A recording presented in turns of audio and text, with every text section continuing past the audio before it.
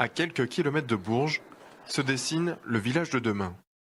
Bogie, 1500 habitants, est devenu un laboratoire d'équipements connectés. Alors ici on est juste devant la mairie sur un point stratégique de notre village. On est au carrefour de deux départementales et tous les véhicules qui traversent Bogie passent par là. Alors on a un système de caméra lecture de plaques. Qui dit connecté, dit aussi surveillance pour ce village traversé par 3 routes départementales. Cette caméra-là, elle sert surtout pour les enquêtes de gendarmerie. Parce que les départs d'enquête aujourd'hui sont de plus en plus compliqués. Alors que là, les voitures qui traversent le village, elles sont identifiées.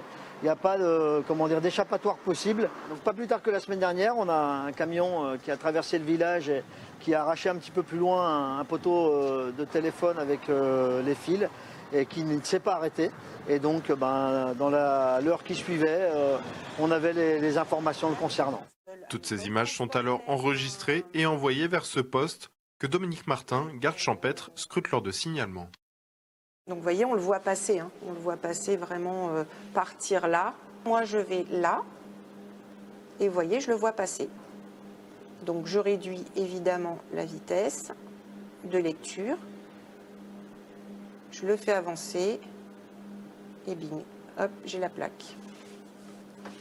Je leur ai signalé et puis ça va se régler avec un constat à l'amiable. S'il y avait eu effectivement une intention de délit de fuite, j'aurais dressé un procès verbal et j'aurais pas agi comme ça.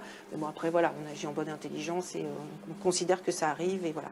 Mais sur ce genre d'événements, en fait, on peut agir et on peut travailler dessus, que ce soit les infractions, les incivilités ou les accidents banals du quotidien.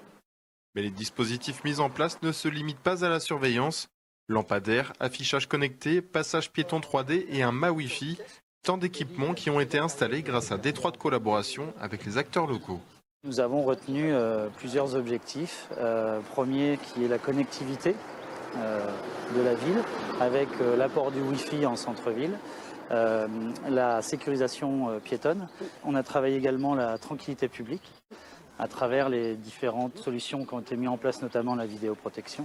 Et bien évidemment, pour continuer à développer les commerces, c'est d'apporter de la communication aux citoyens à travers, par exemple, un panneau à message variable qui diffuse les différentes propositions des commerces. Pour mener à bien ce projet, il fallait 3 partenaires. Il fallait d'abord l'entreprise. Donc l'entreprise, on l'avait dans le cadre du renouvellement du marché, puisque Ineo a eu le marché et nous a proposé quelque chose.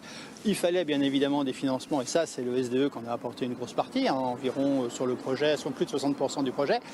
Et il fallait une collectivité où on puisse le faire. Mais surtout, il fallait un homme. C'est pourquoi Pierre Grosjean s'est porté garant du projet qui aujourd'hui fait écho en France sans pour autant perturber la tranquillité des habitants. On est précurseur, on est un peu sous le feu des projecteurs. Un département comme le Cher est un département rural avec 300 000 habitants. Et d'avoir le premier village connecté de France, ça a mis aussi un coup de projecteur sur notre village. Ça n'a pas radicalement bouleversé les habitudes des citoyens, parce qu'on est quand même s'il y a un peu de délinquance, on est dans un village plutôt paisible. Et je pense pouvoir dire aussi qu'on a la confiance de nos concitoyens.